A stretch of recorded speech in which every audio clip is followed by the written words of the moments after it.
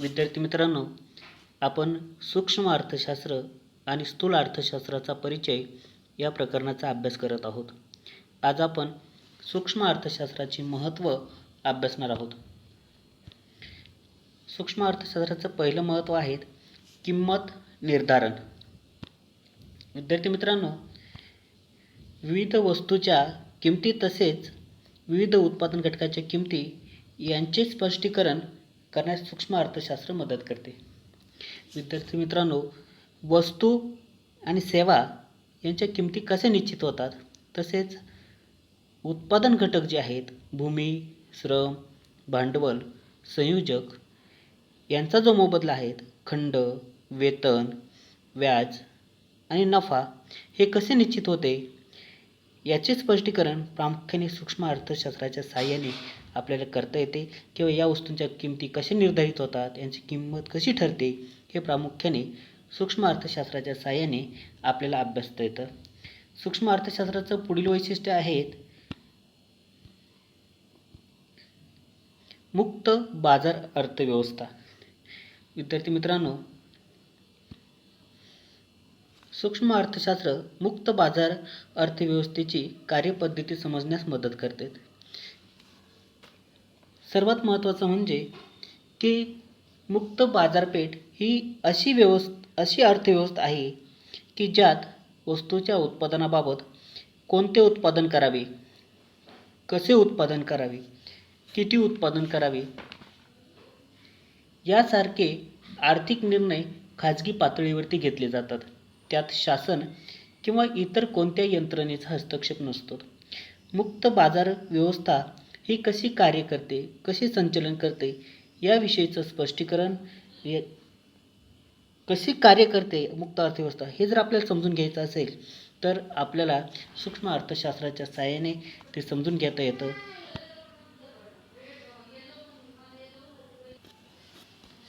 विद्यार्थी मित्रांनो, सूक्ष्म अर्थशास्त्राचं पुढचं महत्त्व आहे विदेशी व्यापार.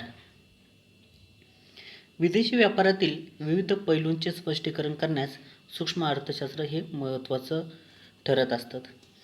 विदेशी व्यापारातील प्रामुख्याने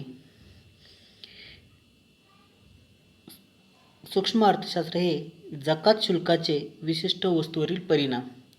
उदाहरणार्थ विद्यार्थी मित्रांनो, एखाद्या वस्तूवरती जकात शुल्क कमी केला किंवा एखाद्या वस्तूवरती जकात शुल्क वाढवला तर त्या वस्तूच्या खरेदी विक्रीमध्ये किंवा स्थानिक बाजारपेठेमध्ये त्याचे काय परिणाम होऊ शकतात याचा अभ्यास करण्याच्या दृष्टिकोनातून सूक्ष्म अर्थशास्त्र हे उपयोगी ठरत असतं.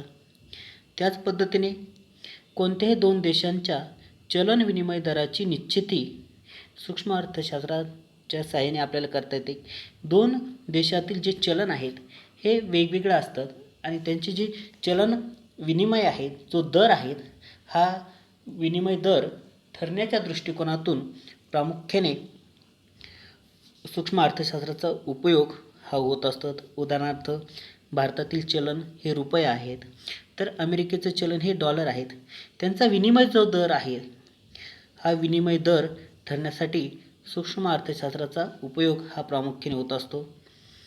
त्याचबरोबर आंतरराष्ट्रीय व्यापारातील फायदे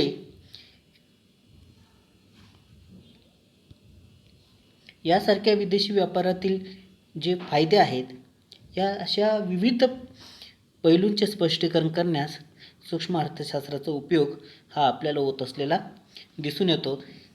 त्यानंतर सूक्ष्म अर्थशास्त्राचं पुढचं वैशिष्ट्य आहे आर्थिक प्रारूपांची निर्मिती. विद्यार्थी मित्रांनो, सूक्ष्म अर्थशास्त्र सुलभ प्रारूपाद्वारे विविध गुंतागुंतीच्या आर्थिक परिस्थितीचे आकलन करण्यास सहाय्यक ठरत असते. अर्थशास्त्रातील अनेक ज्या संकल्पना आहेत, या संकल्पना आपल्याला जर समजून घ्यायच्या असतील तर सूक्ष्म अर्थशास्त्रातील जे प्रारूप आहेत, या प्रारूपांच्या मदतीने आपण ते समजून घेऊ शकतो. अनेक सिद्धांत आहेत, या सिद्धांताच्या साहाय्याने अनेक संकल्पना आपण समजून घेऊ शकतो. या प्रारूपांची निर्मिती सूक्ष्म अर्थशास्त्रामध्ये केली जाते. अर्थव्यवस्थेतील गुंतागुंतीची जी आर्थिक परिस्थिती आहेत हे स्पष्ट करण्याचे काम सिद्धांत किंवा प्रारूप करत असतात आणि त्यासाठी सूक्ष्म अर्थशास्त्राचा उपयोग हा महत्त्वाचा ठरत असतो. सूक्ष्म अर्थशास्त्रातील अनेक संज्ञा, संकल्पना, आर्थिक परिभाषा, विश्लेषणाची साधने हे अर्थशास्त्राला मौलिक स्वरूप प्राप्त करून देत असतात आणि हे समजून घेण्यासाठी आपल्याला सूक्ष्म अर्थशास्त्राचा उपयोग हा होत असतो.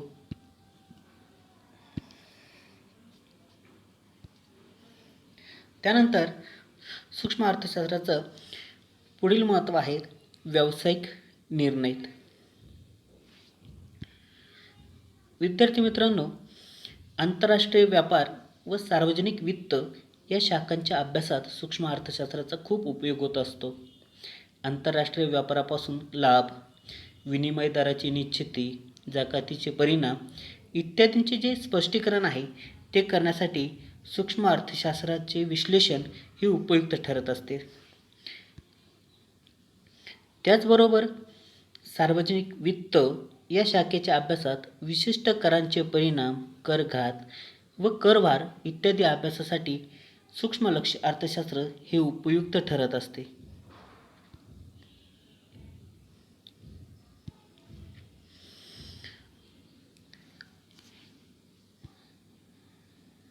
त्यानंतर सूक्ष्म अर्थशास्त्राचे महत्त्व आहे शासनास उपयुक्त.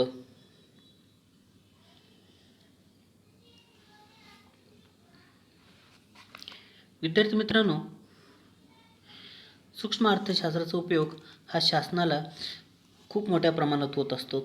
उदाहरणार्थ सरकारी कर धोरण ठरवण्यासाठी सरकार दरवर्षी करांची रचना करत असते किंवा विशिष्ट असे कर धोरण ठरवत असते आणि हे कर धोरण ठरवत असताना शासनाला सूक्ष्म अर्थशास्त्राचा उपयोग हा होत असतो.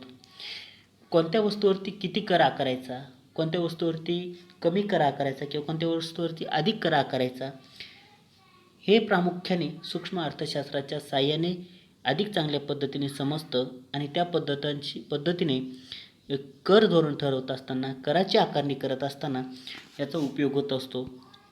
त्याचबरोबर सार्वजनिक खर्च धोरण, शासन खूप मोठ्या प्रमाणात खर्च करत असतं. मग सरकारचा खर्च हा प्रामुख्याने प्रभावी मागणी निर्माण करत असतो आणि प्रभावी मागणी हा प्रभावी रोजगार निर्माण करत असतात. त्यामुळे शासनाने कोणत्या क्षेत्रामध्ये अधिक गुंतवणूक करणं गरजेचं आहे की जेणेकरून प्रभावी मागणी निर्माण होईल, जेणेकरून अधिक प्रभावी रोजगार निर्माण होईल, हे धोरण ठरवण्याच्या दृष्टिकोनातून शासनाला सूक्ष्म अर्थशास्त्राचा उपयोग होत असतो. त्याचबरोबर साधनसामुग्रीच्या प्रभावी वाटपावरतीच कल्याणकारी अर्थशास्त्राचा पाया अवलंबून असतो. त्या दृष्टिकोनातून कोणत्या क्षेत्रावरती अधिक खर्च करणे गरजेचं आहे हे खर्चाचं धोरण ठरवण्यासाठी प्रामुख्याने शासनास सूक्ष्म अर्थशास्त्राचा उपयोग हा होत असतो.